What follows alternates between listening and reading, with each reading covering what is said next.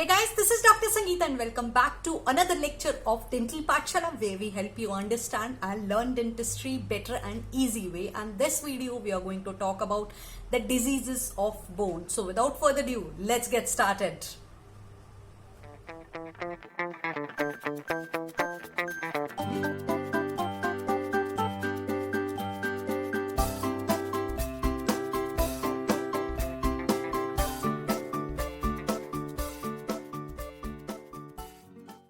And welcome back to another 5 in 5 series where we cover each topic under 5 heading in 5 minutes. And today's topic is the osteogenesis imperfecta. As the name suggests, imperfect formation of the bone.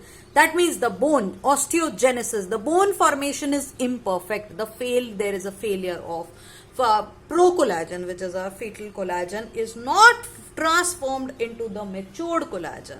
We are talking about the type 1 collagen, so that is not formed properly. That is how there is a defective matrix formation, there is lack of mineralization, and because of defective matrix formation the bone is not formed properly. So that is why it results in the increased bone fragility. So what happens? Bone becomes very fragile.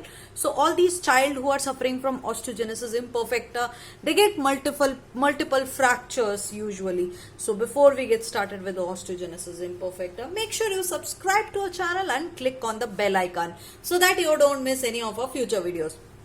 Talking about the osteogenesis imperfecta, as the name suggests, osteogenesis. Genesis means the formation, osteo means bone. So bone formation is imperfect. That means there is not formation of the bone formation is not proper.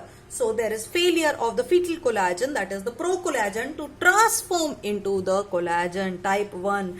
So the cross-linking, so at this time the bone formation is not taken place, so there is a defective bone formation, there is a defective matrix formation along with the failure of the bone mineralization. So that leads to increase in the fragility of the bone. So in osteogenesis imperfecta, the bone grows to their normal length, but they are often very thin and usually they lack the usual cortex formation. So there is not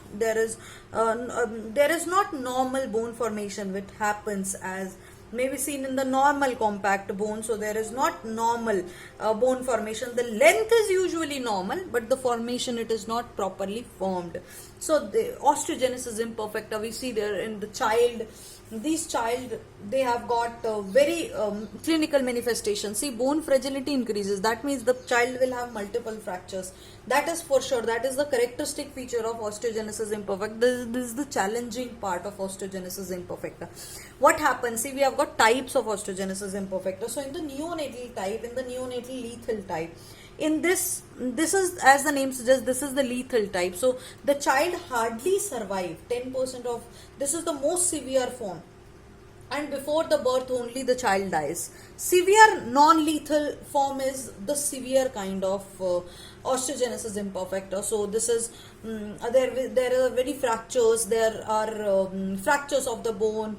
So this is also again because of the generalized deformity, and the fractures are also there.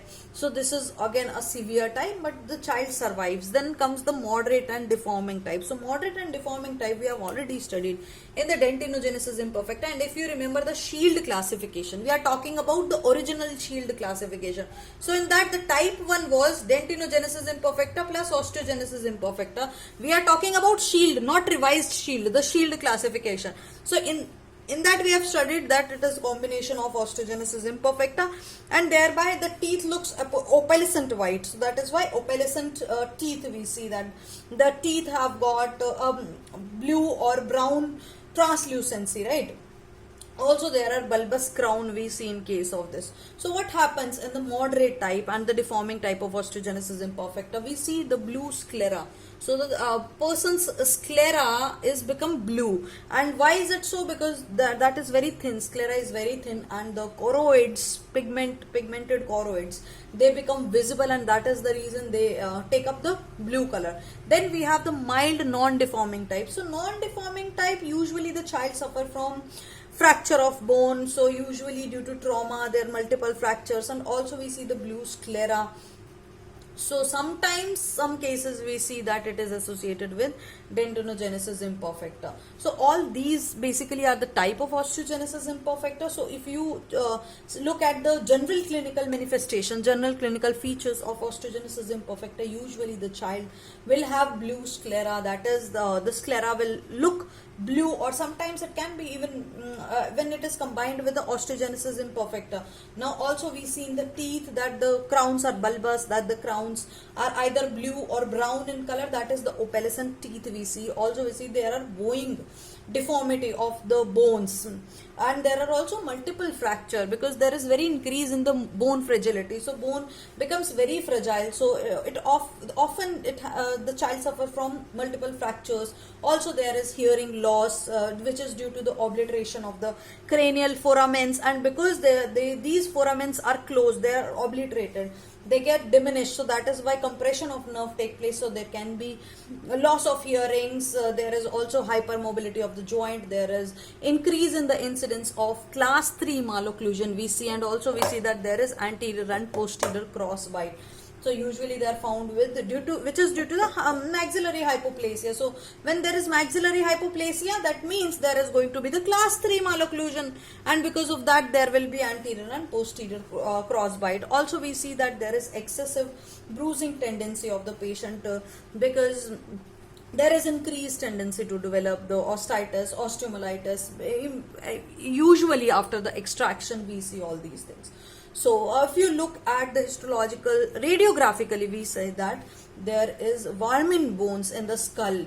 These are the multiple small sutures in the skull which are arranged in the mosaic pattern of the bone. Then histologically we see that there is immature woven bone. So the bony trabeculae, they are disorganized. There is immature woven bone.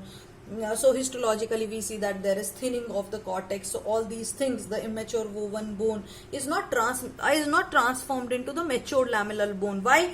Because this pro-collagen is not converted into matured collagen in case of osteogenesis imperfecta. So if you have enjoyed the video, give it a thumbs up. Also you can comment in the comment section below. There is a link in the description box below to support me on Paytm as well as on PayPal to make free videos for you guys and to make free notes. So till then, keep reading, keep learning, stay motivated. I'll see you soon in the next video.